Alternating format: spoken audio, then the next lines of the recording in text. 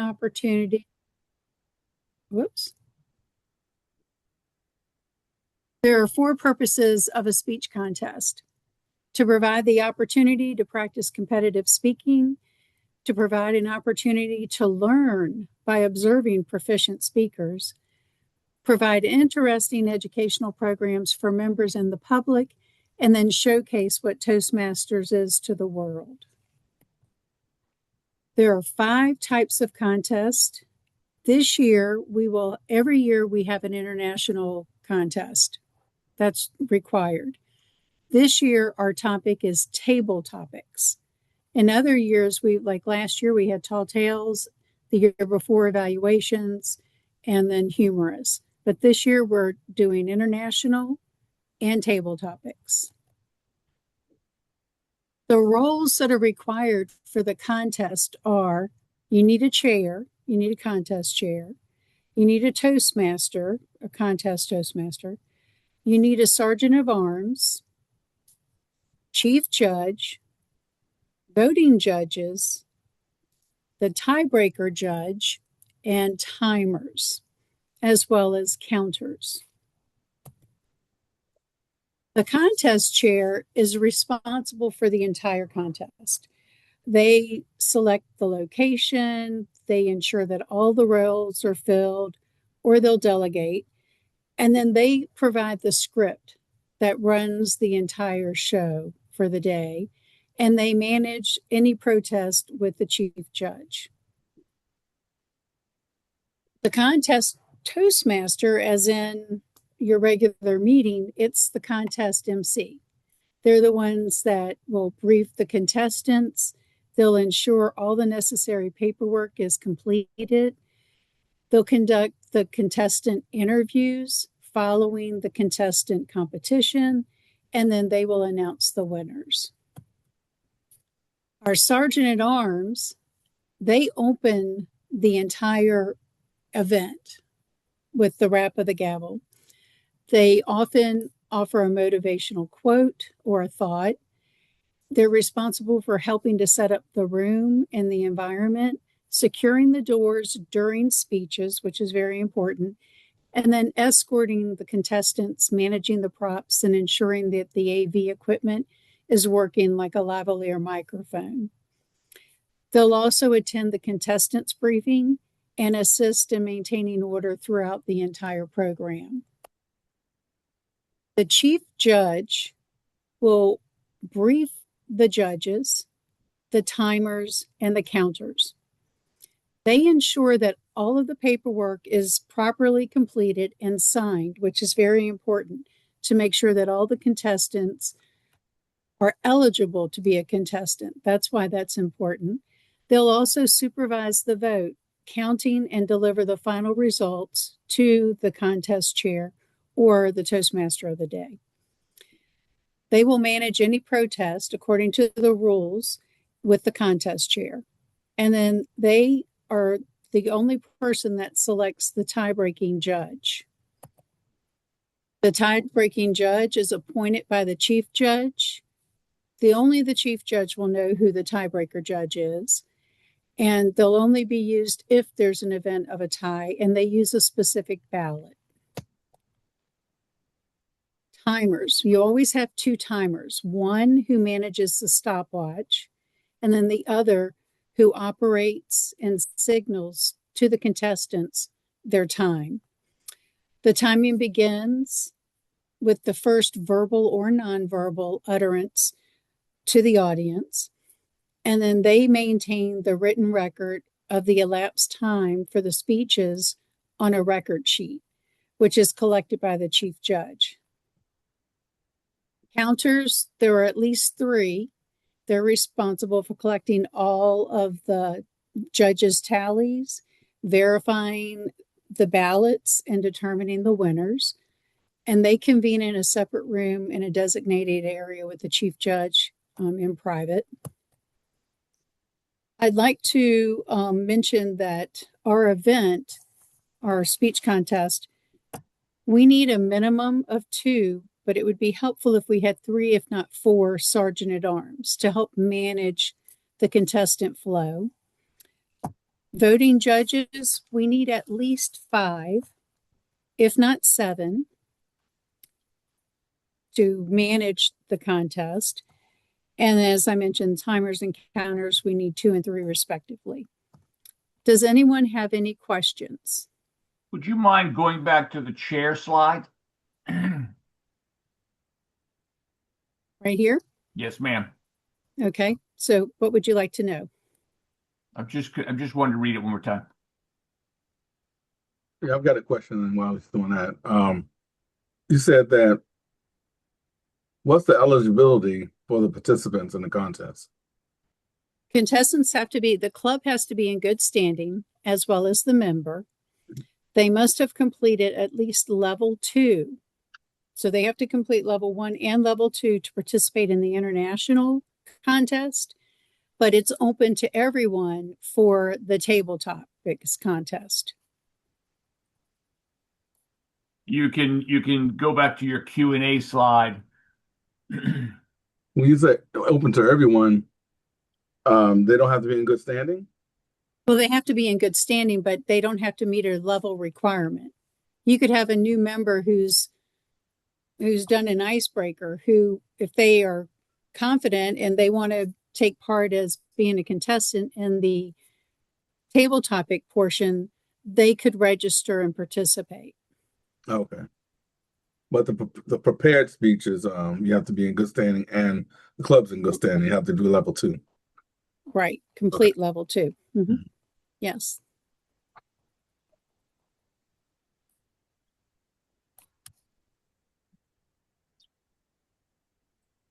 We have 29 people on. I'm assuming that everyone knows how to run and facilitate a marvelous, excellent contest at this point, considering we have no questions. If you go over the time, what happens? You get minus some points or what? If you go over the time, you're disqualified. So it's a 30-second disqualification. Mm-hmm. If you don't meet the 5-minute and you're at 4 minutes and 30 seconds, you did not, if you didn't speak 4 minutes and 31 seconds, you're disqualified for being too short. And if you go 7 minutes and 30 seconds, you've spoken too long and you're disqualified. So there's a 30-second window on both ends for qualification. And the person speaking will be letting know, hey, you got 30 seconds or you're disqualified or something, or? Well, the timers will indicate green, yellow, and red, as in our meetings. They're not going to give them that 30-second advance notification. They're going to let them know when they hit that 5-minute mark, and then the 6-minute mark, and then the 7-minute mark. Mm-hmm. Yeah, so Joseph, I'm sorry, Michelle. Joseph, they're officially disqualified at 7 minutes and 31 seconds. Okay. So 31, right. Mm-hmm. Charles and Michelle, you have some raised hands.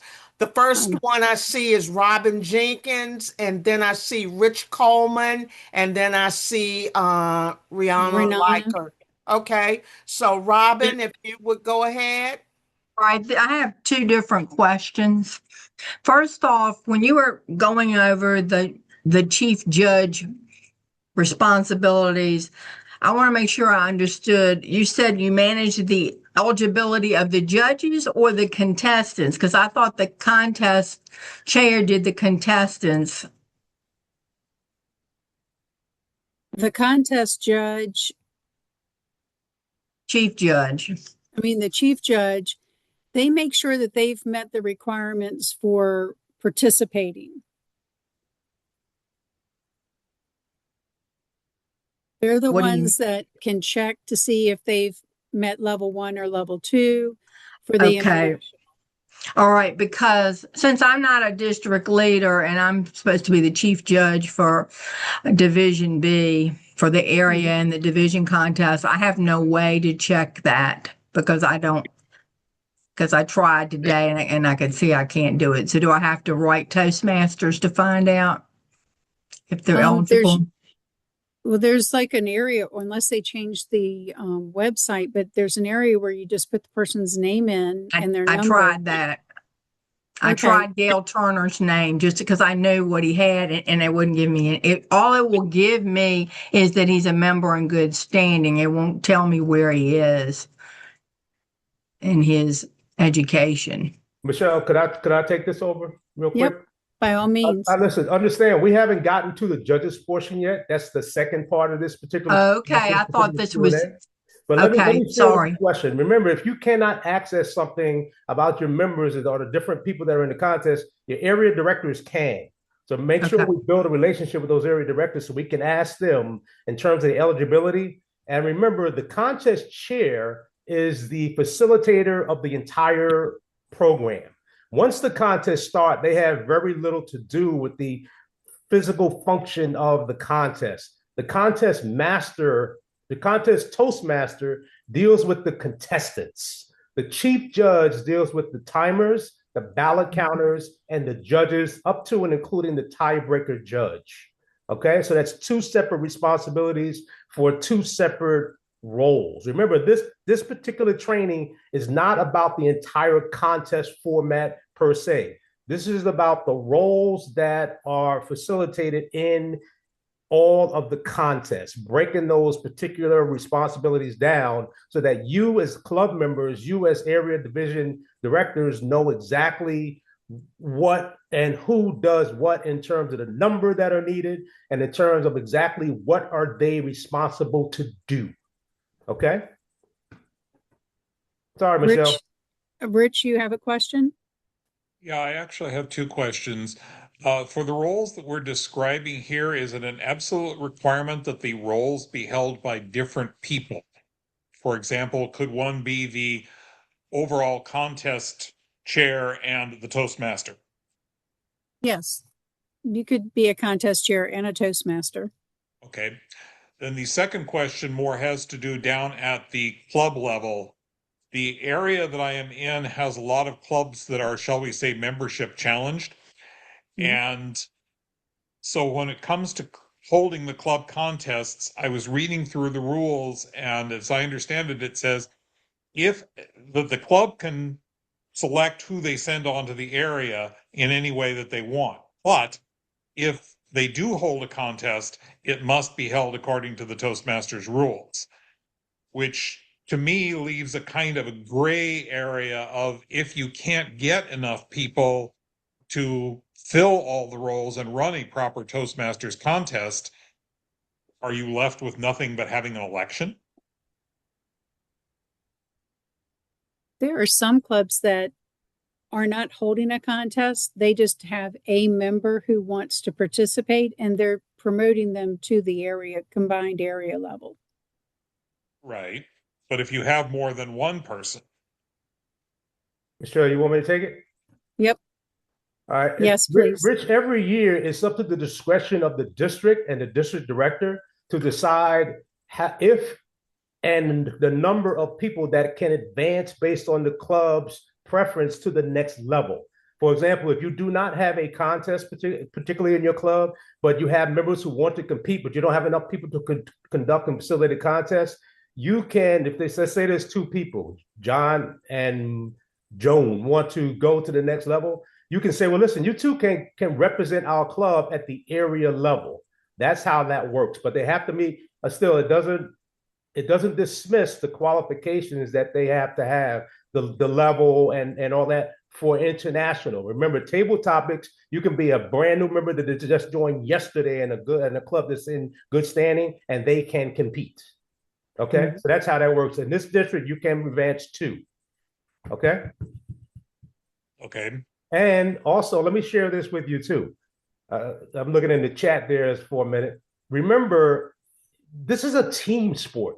Toastmasters is a team effort. If you feel as though you don't have enough people to facilitate a contest, you're not alone.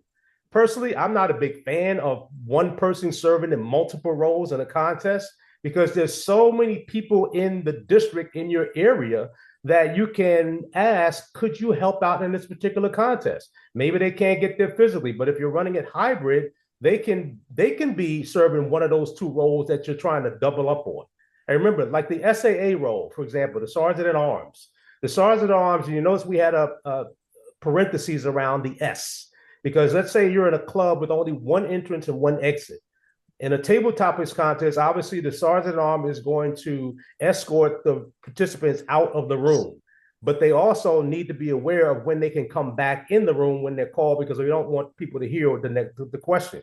Therefore, when you're in a larger venue, let's say it's division level and you've got 3 doors in a library room, it would be beholden to the club to have 3 sergeant at arms to make a sergeant at arms team, one main person that the other 2 report to, that when the contest, the participant finishes there, let's say contestant number 1 finishes and they're escorted out the room, the other 2 sergeant at arms could be monitoring the doors, especially when the contest is going on. Okay, so there's a lot of variables in the Toastmaster contest based on many different aspects of what we may be facing. Okay, understand? Yeah.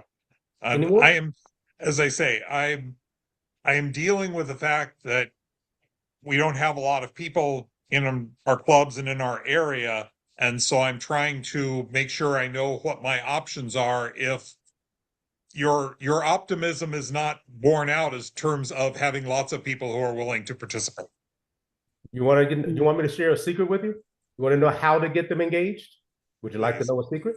I'm going to share it with everybody here. You're the only ones that are able to hear this. When you are an area director and you visit your club, ask for the newer members to volunteer with table topics. If you as an area director, tell them, for example, I'm going to tell you exactly what I say. And Rich, I'm going to choose you. Let's say you're a new member, you just started, and you did table topics, and it was very impressive. I would walk up to you after the meeting, and I would say, Rich, you know what?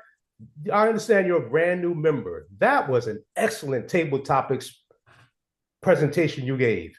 We have a contest coming up next month. Would you be interested in participating? Because you are the kind of person that will make our contest rock. What do you think you're going to say as a new member? I'm an area director. You think I'm a leadership. You're going to say, heck yeah, I'm in. That's one of the ways that you get we've got to ask and stop. I'm just going to put this out there. Minimize the people that we ask in terms of the more experienced members. Ask those new members, they're hungry. Like Les Brown says, they're hungry to get involved. We have to ask them. If we don't ask, chances are you, and this is another thing. If you ask for volunteers in email, you can expect crickets. If you ask them, just like the movie says, if you build it, they'll come. But you have to ask. Sorry. Gail, I see that you have a question. Rich, I actually wanted to offer something. Rich, as I understood your question, you were worried about having enough people to officiate. Did I understand that correctly? That is correct.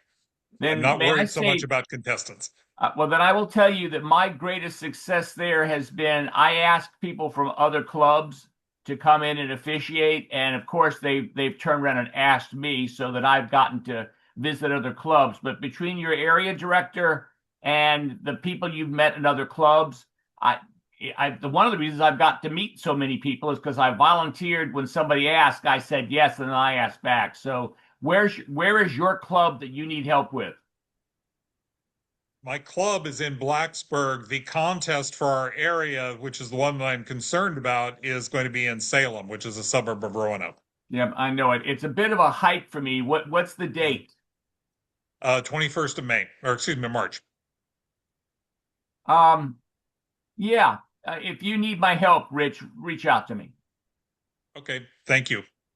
I'll make a note of that. This, Rich, and after this, we'll move on. But remember, this is a district with over 1,000 people. If you connect with the division directors, only 3 in this entire district. And remember, you can solicit help from other districts as well. It does not have to, they don't have to come from District 66. There's 15, 18,000 clubs out here. There's people out there that will assist you, but you have to ask. Hold your area or you're an area director, ask your division director to help you reach out to those who are willing to help. Believe me, there is no shortage of those that are willing to help, but they have to be asked. And remember this too, many people don't even know what a club contest is. They don't even know we have contests. But if you as the leader in their minds, you're an area director, you ask them, chances are they'll do it. They'll do it. And some of you may remember this, and I'll leave this after this. There was a world champion public speaking contestant a few years ago who came in second from Australia. He was a relatively new Toastmasters, even though he met the criteria and the qualifications to be in the international speech contest. When contest season came, his area director division director went to visit his club. He did a speech. After the speech, the division director came up to him and did pretty much what I said. They hyped him up and said, man, that was fantastic. Would you consider entering the international speech contest? He said, sure. After the man walked out, the division director, he asked his club, what's an international speech contest?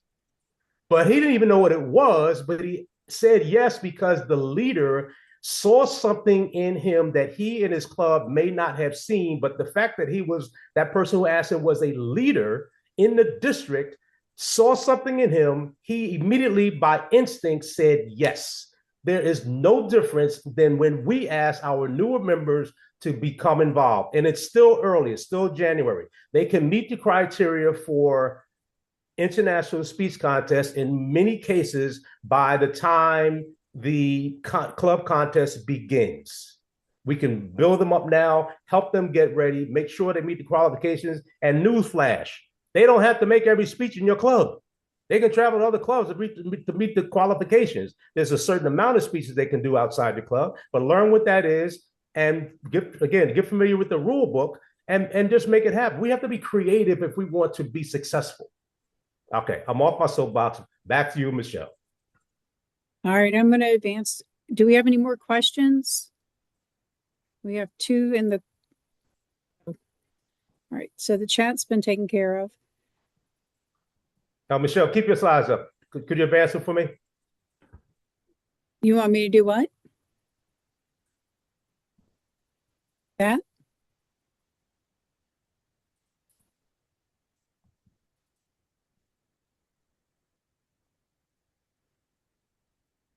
Are you ready, Charles? Yes, ma'am. Just keep your slides up in this. Would you be the slide advancer for me? Yep. All right, here we go. Yep, we'll start right here. Good enough. Now we're going to talk about the judging. This is always the big question in terms of Toastmasters. How many judges do I need? What do the judges do? What does the judge do? Number one, there is a difference between judging and evaluating. Know the difference. Now, I'm not going to sit here and insult your intelligence by reading all of this, but in this instance, I am. Judges select the winner. Evaluators give advice and give evaluations. That is not your job as a judge. And we're going to go over the different criteria of what a judge looks for. Remember, the judges' decisions are confidential. After the contests are over, the chief judge will take all of those forms and rip them up and throw them away in a location other than the venue where you're holding the contest. Next slide, please, Michelle. Know the rules. There is not a link on here to click on for the rule book. If you want to be a good Toastmaster and you want to be the best as you can be, because we're not looking for perfection, but we are looking for excellence, you have to do some work. Download, and I see, Rich, you've already done the legwork. Oh, you look nice in there, Michelle. Okay. Sorry. But make sure that we not only download the rule book, there's no more hard forms of the rule books anymore, but make sure we download that rule book and make sure that we understand the rules of the game. And if you don't understand all of them, that's why your leadership is there, area directors, division directors. It's their responsibility to interpret all of that and decipher it for you. Newsflash, division directors. Okay, hint, hint. Okay. Prevent misconceptions. Next slide, please. Oh, I see somebody Jackie Savage put in the chat. All right, Jackie, you're cheating. That's okay. Now, this is what the judge's ballot and guide looks for. And if you can look in here in the middle, and I'll break it down a little bit, these three categories are what the judges are looking for. Okay, next slide.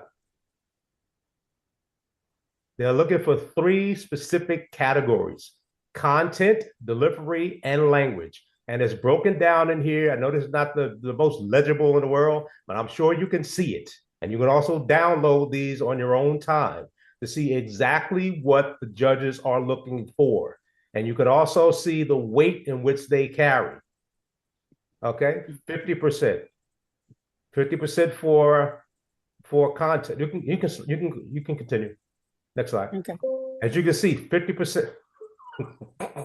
Back it up a little bit. Oh, no, you're good. No, next slide. Yeah, good.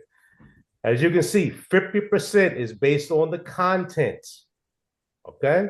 Make sure you understand that, and all of the judges clearly understand that. Speech development, effectiveness, and speech value. Okay, next slide. Any questions on this? As we go on, you don't have to wait until the Q&A. If you have any questions, ask them now while it's fresh on your brain. Any questions about the content? Remember, all content must be original, whether it's table topics or international speech or any other speech. If you cite a quote or anything like that, you must cite the author. If you do not cite the author, it is grounds for disqualification, which means it can be a contested. Okay, it can be protested. So make sure if you start off with a quote from Shakespeare or whoever it may be, make sure you cite the author and give the author the credit, because if not, some people may assume that you created that particular thought or quote. Next is delivery. We're looking for the physical, the voice, and the manner. Now, what do we mean by physical? Sometimes we have to break this down. Because what we don't want, unless you're in Hawaii, we do not expect you to come and compete in flip-flop shorts and a tank top. We want you to look your absolute best and look like you mean business, because we are a professional organization. Now, when I was in Hawaii, the standard culture of Toastmasters, because of the year-long heat wave they have there, it is flip-flops, it is t-shirts, and it is shorts. Here in America, unless you're in the southern part of the Keys out in Florida, that's probably not a good look. So make sure that we're paying attention to our dress, making sure our body language, our gestures match our words when we're speaking as a judge. This is some of the things you're looking for. Making sure that because you as a judge, you're going to know the different areas that they cannot speak out of. There's a certain area that they must be confined in, like a TED Talk. We don't have circles, but we do have imaginary guidelines that the judges should be privy to before the contest begins. Okay? Speaking area. The voice, the flexibility, the volume. Do they sound like the Visine guy, monotone, or do they have some type of voice inflection? Are they flexible? The manner, the directness, and I'm not going to read all this to you.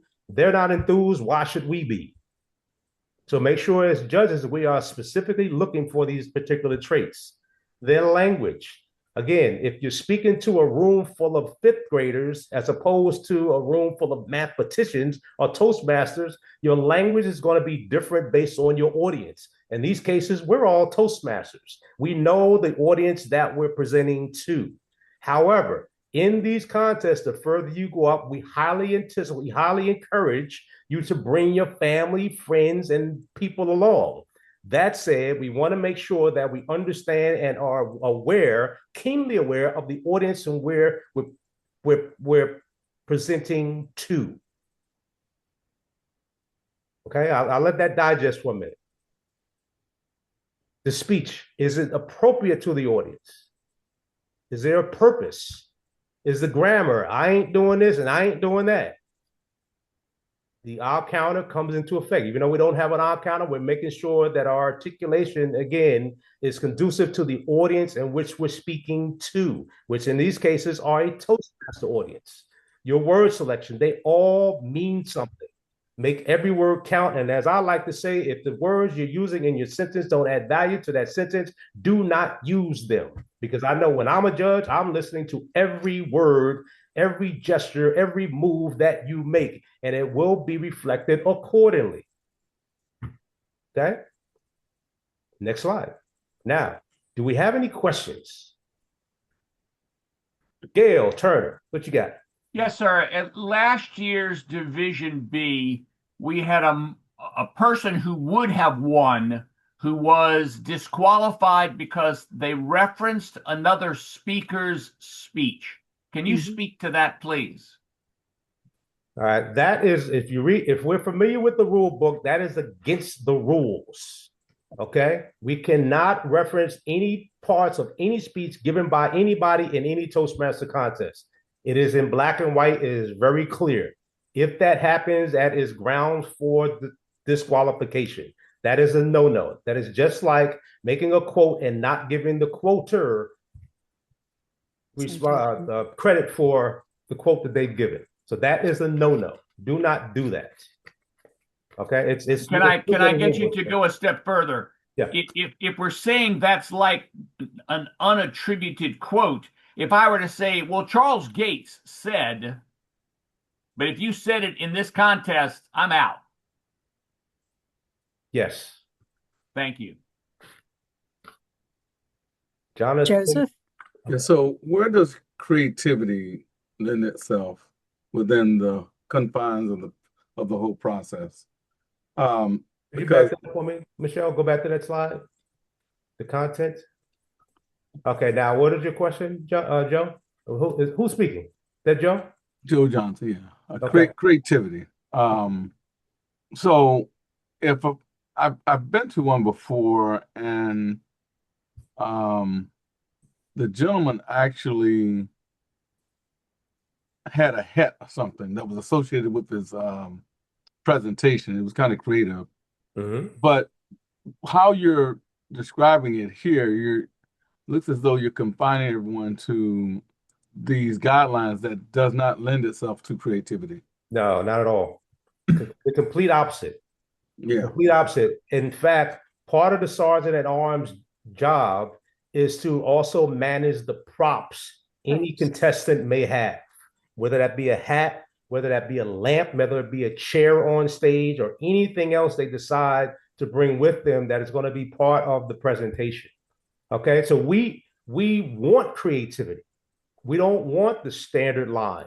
We want you to be creative as possible, but remember, this is not a theatrical performance. This is a speech contest.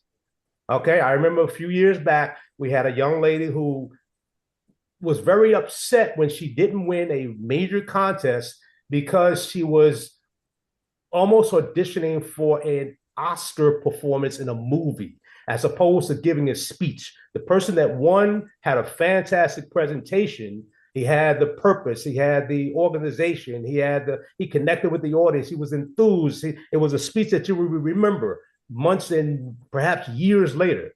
The person that was upset, she was upset because her club was encouraging her to be theatrical. That is not what a speech contest is. If you have, all right, I'll give you an example. A few years ago, one of the world champion of public speaking, Perry, maybe you can refresh my memory, the gentleman from Asia, he came on, and during the course of his presentation, he put a diaper over his suit. Darren Tay, it was underwear, tidy whities. Right. It was. He put literally a huge pair of men's underwear in a world champion public speaking setting over his suit. And guess what, Joe? He won. So we're not taking away from creativity at all. In fact, we are recommending and advocating for that. Does that answer your question? Yeah, I just, for some reason, I didn't see where it was listed in the items. It doesn't say anything about creativity, but okay. Can we go back to that other slide a second that you had up? Okay. So as someone who has judged in the past, I tend to incorporate points for creativity in the effectiveness section for one, because is there interest? Did they catch my interest? Speech development too, because if it's well organized, that can be a creative organization. And speech value, that's the main one for creativity because it says original thought. So if it really strikes me like I've never seen a speech like this before, full points for speech value. Can you describe? Can you better define reception? How is it received by the audience? But that's subject. That's subject to The your judge's opinion. interpretation. But that's subject to specifically to. It's like in the eye of the beholder, right? So I could perceive that it was received by the audience in one way, but the other judge would perceive it to be something else, right? Exactly. Think about it. It's no different than any other type of judging. If you have a panel of judges, each judge is going to look at the Supreme Court. It's 9 different opinions based on the same evidence being presented. It's the same, well, not quite at that level, but we understand if you have a panel of judges, and again, when we recommend a minimum of 5 judges. If you go to the international level, there's about, I forgot how many judges there were. I know there was over 9 of us. So there's a lot of judges depending on the category, the club, area, division, but it's always an uneven number. Okay, ideally you want to have an uneven number so that it comes out right. But remember that tiebreaker judge is there as well. But from a judging standpoint, every judge is going to look at it different. I know Perry and I, we've sat at many contests next to each other, not being official judges. He had one person as 1, 2, 3. I had a totally different categories or numbers 1, 2, 3. So it is in the eyes of the beholder. Since every judge is going to be different. Perry, you have a question? Did I answer your question, Joseph? You did. Thank you. All right. Remember, you can always reach out to us. We can talk one-on-one. We can go deep into the weeds with this speech contest stuff. This is just an overview of different roles within the Toastmaster contest. Okay, go ahead, Perry. Yeah, Charles, I did want to correct one thing. The Sergeant of Arms teams are not responsible for setting up participant props. The participant must be able to set it up by themselves or their team within that 1 minute of silence. Because if the Sergeant of Arms are setting it up and something goes wrong, they can always claim that we have sabotaged them. You are correct. We will correct that in the slides. Again, we're looking for excellence, not perfection. Thanks for pointing that out. Any other questions? Rhiannon's got one. Go. Oh, I think I was just trying to put in a point that there are different judging forms for the different types of speeches too. So keep that in mind. The ones on the screen are for one type of speech contest, but it depends on the contest. Thank you for pointing that out. Did you hear that, guys? There are different judges for ballot forms for each contest. All of them, they're different. So pay attention when you're downloading these forms. Make sure you download the appropriate form for the appropriate contest. Okay, as well as the eligibility forms and all that. And if a person is competing in, let's say, 2 contests at the area level, 2 forms are required. The eligibility form for the Tall Tales contest or table topics, as well as the international speech form. Right. Okay, Linda Kennedy. Yes, good evening, everybody.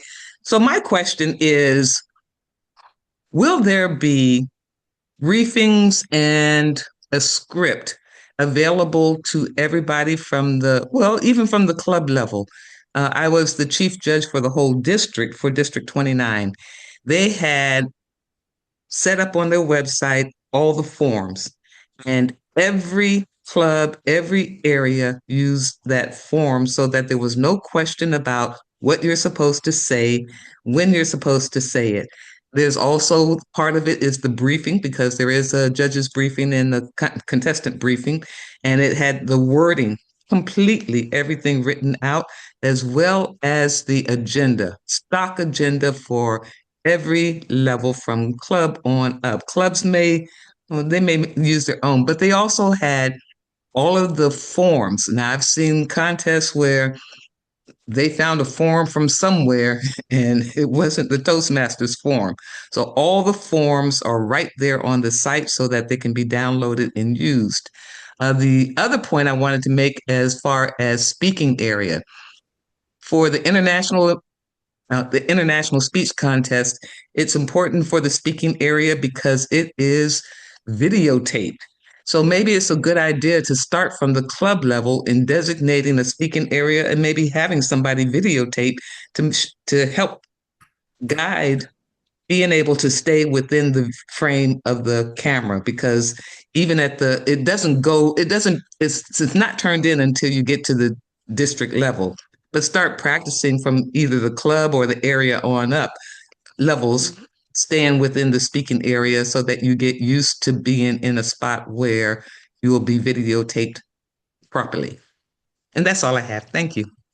Thank you. Okay. Now, does everyone understand what Linda just laid out? And when the international, not the table topics, when you get to the international, when you get to the district level of the international speech contest, the winners of that have a chance to be entered into the regional drawing, a regional contest, which is viewed by a select committee of Toastmasters who look at specific contests in a specific area. For example, this is Region 6. Chances are you're not going to look at Region 6 competitors if you were chosen for the particular committee or panel. You may be looking at something from the district out of Singapore or Northern California or somewhere like that. Therefore, it is imperative that it is mandated by TI, Toastmasters International, that the international speech contests are recorded, high quality recordings that are then forwarded based on the winners there, are forwarded to the next level. What Linda is saying, that get used to that perhaps at the club level. So for example, if you have a club contest, make sure you specifically define what is the speaking area. Your speaking area may be 20 feet left or right. You probably don't want to use all of that space. Define it as your team, define what the speaking area is, and make sure that the speakers speak within the confines of that speaking area. Because when you get to the district level or area and division level, if the parameters are defined and they speak outside of that zone, it can be terms for disqualification. So get used to it at the club level. And ideally, the club's contests start in February. March is the area. Division is what's the next month? April. Okay, that's typically how that works. It could be there's some variables in there, up to the discretion of the club, area, division. But that's when club contests start next month. And we really, really, really encourage every club to have a contest, because I will tell you, there are people in our organization who join to compete. They don't want to be part of the trio. They don't want to be an area director. Sure, they want to be better speakers. Some people aspire to be not just professional speakers, but trainers. They may train at their company, not even knowing that we have a speech contest component baked into Toastmasters. And when we introduce that, that is appealing to some people. I cannot tell you the number of people, once it was understood that we had a speech contest component baked into Toastmasters International, they said, wow, how do I get involved? What do I have to do? I love it. So make sure we are pushing these things, especially area directors. We don't get to all the clubs, but you do. Promote it. Tell them the benefits of being involved in a speech contest. I'm gonna just tell you, and everyone that's been around for a while can tell you, when you get to certain levels in the World Champion Speech Contest, it can change your life. But if we're not even talking about it, not even giving out our members an opportunity, what does this say about us? Perry, you have a question? Yes, I think if you check the rules, you're not disqualified when you go outside the speaking area. You are just not being judged when you're outside the speaking area. Oh, I'm corrected. By the way, Perry is like the guru with the rules. No, I'm just a nerd that loves rules. Yeah. Harry, I was just while Charles was speaking, I was going through the rule book trying to find that. What page is that on? Oh, that's from memory. I'd have to go look it up. Let me look it up and I'll see if I can get back to you. Thank you, buddy. All right. Any more questions? In the meantime, Michelle, could you scroll to the last slide, please? Right. And just keep it here for a minute. Remember, guys, Linda, you have another question? Well, I just wanted to make the point that it's not that you are disqualified, but if you should win the international speech contest at the district level and you speak outside of the camera view, they won't even submit it to be part of the speech contest for the judges to review at the region or the regional level. That's what the point I was trying to make. So yeah, go outside if you want to, but if you get up to the district level and you should win, but you are outside, they can't see you to judge. And therefore, that's part of the qualification of Toastmasters International. And I will look, it is stated in the rule book that Toastmasters International will determine which videos qualify based on the recording. And remember this too, guys. Again, we're not looking for perfection, but we're looking for excellence. Excellence, a part of being excellent is staying within the confines of the briefing. The contest Toastmaster is going to brief the contestants before the contest begins. Part of that briefing means to walk outside to the speaking area and defining specifically where those parameters are. Remember, there are multiple districts that we're going to be competing against. If we give any room for not looking at our videos in their entirety, that's on us. So this is why we're giving you these trainings, to make sure that we know what the fundamental expectations are for our contest. Are we going to be perfect? We're never going to be perfect. But every contest from the club, area, division, and district can be excellence. And excellence means adhering to the briefings that the chief judge will get and the briefings that the contest Toastmaster is going to get you. And we should be doing these briefings at every level of our contest season: club, area, division, and district. And I want to focus your attention to what we wrote down here. This is our opportunity to showcase what we do to the world. What does that mean exactly? If you happen to compete at the area or division level, we want you to bring your family. We want you to bring your friends there so they can say, so this is what you've been doing with that Toastmaster thing. Showcase it to the world. Stop being a well-kept secret so they can see what's going on. Colleagues, friends, family, everyone within your circle of influence, invite them out there. You don't even have to tell them what the thing is about. Hey, I want you to come out to this event on Tuesday night. Why? Because I'm involved. Okay, good enough. For them to see, and perhaps they'll be intrigued enough. I mean, look at, and I'm going to just use Drusilla Pear. Drusilla Pear, for those of you who don't know, she is the sister of our district director, Doretha Pear.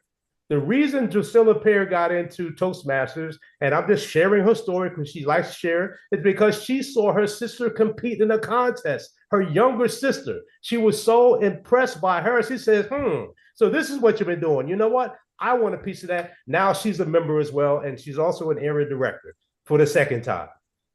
Dress professionally. Please don't come in there with sneakers on. Please don't do that. This is a professional organization. Make sure we reflect it at all times. Start area directors, division directors, and everyone else involved. You notice this is in big, bold print. If your contest is scheduled to start at 6 o'clock, your contest is scheduled to start at 6 o'clock, not 6:01, not 6:02, not 6:31. It's scheduled to start at 6 o'clock. Make sure you plan early for it and get your people in line. Make sure they have the scripts. And that's not even on here. We've got to put that on here. But make sure, and Linda, we're going to take your advice and put all that, looking at putting all that stuff on the website. But make sure everyone has a script so they know exactly what is said when and how to say it. Make sure that they get those interviews. Make sure your contest Toastmaster is ready to interview them. And again, I want to just put this out there. The first two questions, in my opinion, that should always be asked in an interview, in any which order, is how long you've been a Toastmaster and what club do you belong to? We don't ask that question sometimes, and personally, it burns me up because ultimately you're going to have people in the audience from that club representing that club. And if you don't ask what club they belong to, it's almost like a disservice to the club. Because when you ask, what club are you representing? And they tell you, Voices of Williamsburg. Everyone in Voices of Williamsburg in the audience is going to go, yeah. But if we don't ask that, if we don't ask these questions, we're taking away from the excitement of the contest. Yeah. Plan early. Be excellent. Perfection, if that's what you're shooting for, you're in the wrong place because you'll never get there. But everything we do in Toastmasters, to include how we show up, should be excellent.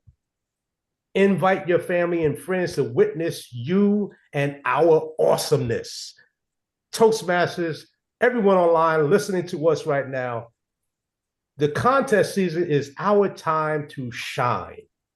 Really encourage your members to get involved. If your club is just not ready for the contest for whatever reason, make sure you push someone to the next level and invite them to participate and get them ready for the contest. Don't let them just go at it alone. I remember every time we have a division or district winner in this particular district or any other one, those winners, they want to be prepared for the next level. So what do? Chances are they're going to go around and visit 20, 30, 40, 50 clubs in the district, only in this district, not to share with another district, to get pointers to make sure they are the best they can be if they are chosen to go to the next level. So make sure we are preparing our Toastmasters to be the absolute best that they can be at all time. No stone left unturned. Are there any more questions? There are 16 in the chat. Holy smokes. All right, we got 8 minutes to get through 16 questions. Let's get it. All right, so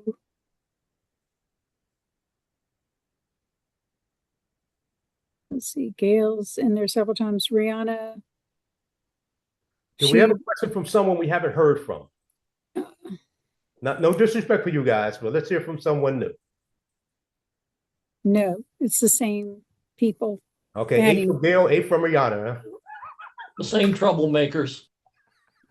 All right, go ahead, guys. What you got?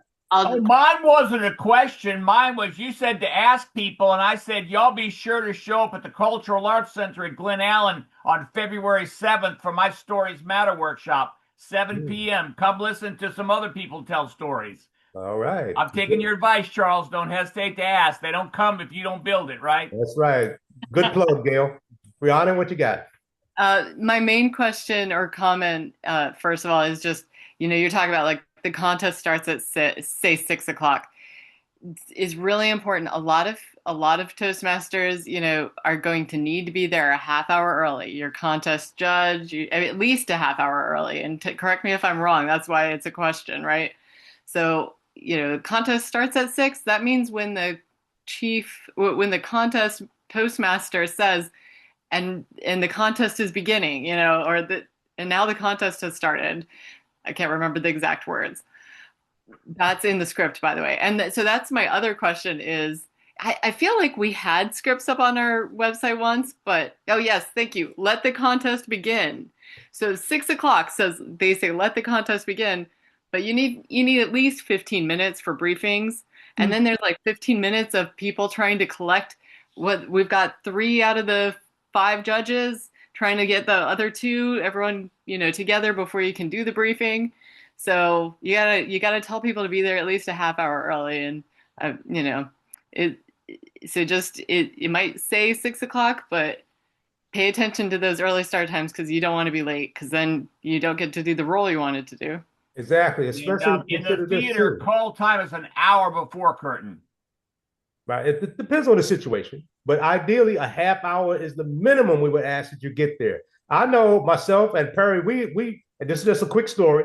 We went to this club. I won't tell you where it is. We went to this, I believe it was an area division contest. As we walked through the door, the division or area director was still looking for contestants and role participants. We're like, are you kidding me? You have months to prepare for this, but yet you're looking for contestants at this late in the game. Again, plan early because on time is late. And remember, if you are a contestant and you get there after the contest starts, you can still compete, but you don't have the opportunity to engage in the briefings. So, and I'm trying to think of how that works.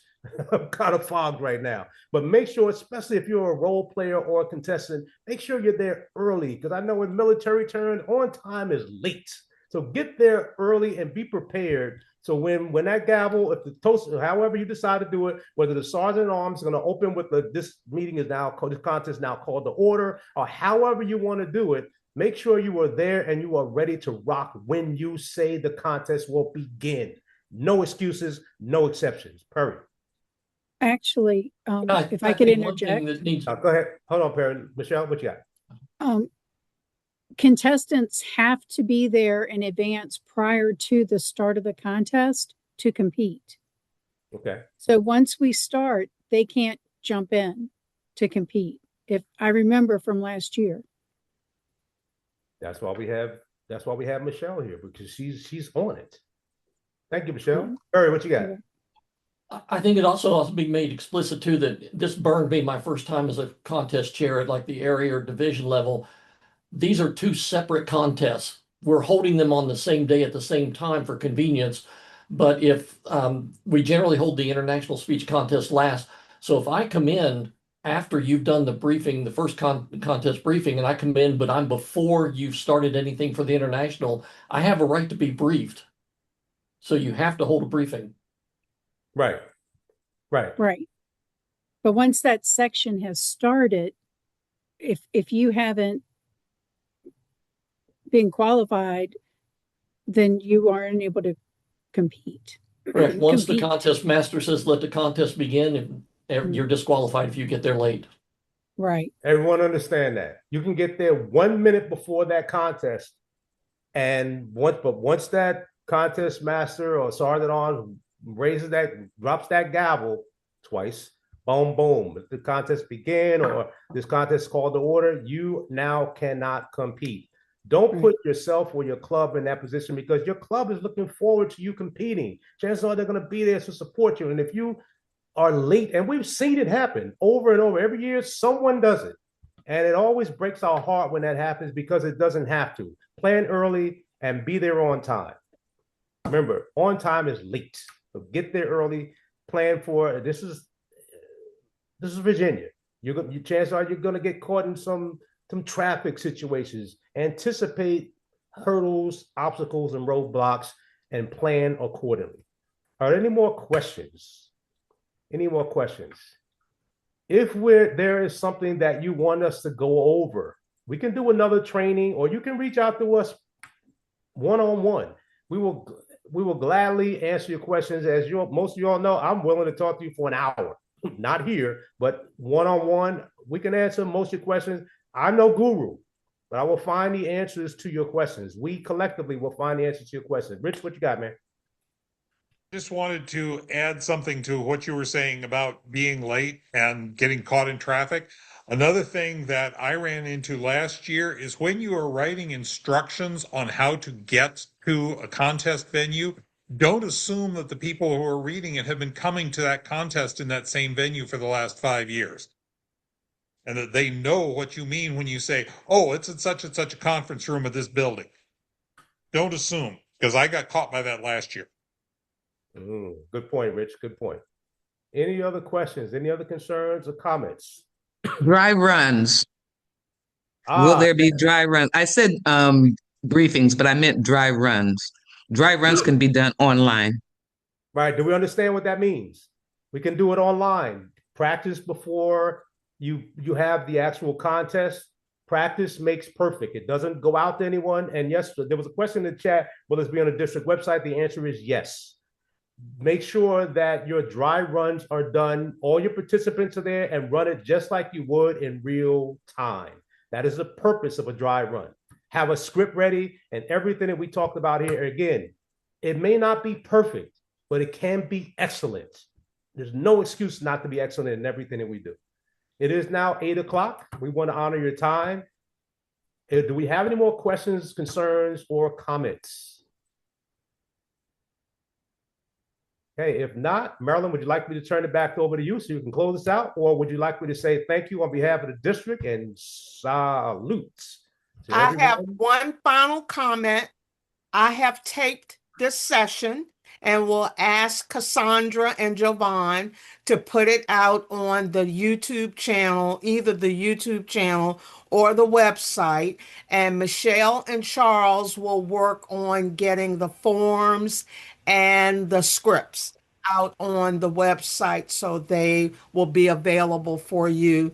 And the other thing, in terms of timing, one of the things that I did as Division B director was I gave all of the contestants and the judges, they had a schedule for the day and they knew what time to arrive. So that will help with the scheduling and making sure that people are there on time. With that being said, I want to thank everyone for coming this evening. This was well attended. We had up to 30 participants at one time, but people had to drop off early. And I want to thank you for your time. Thank you for coming. And again, if you have questions, don't hesitate to reach out to your division director or to Charles or to Michelle. Good night, everyone. And Charles and Michelle, if you would hang on for a minute, I would appreciate it. Thank you, Charles. Thank you, Michelle. Bye. Hey guys, Thank invite us you. out there. We'll come to half Okay. the contest as long as it's not too far away. But I'm not gonna be a role player. I'm just simply there to observe.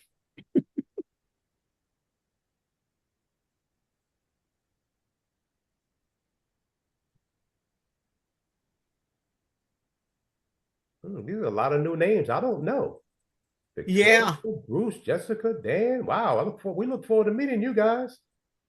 We expect you all to rock during this contest season. Wish we could see your smiling faces. I saved the chat so that we will have that information.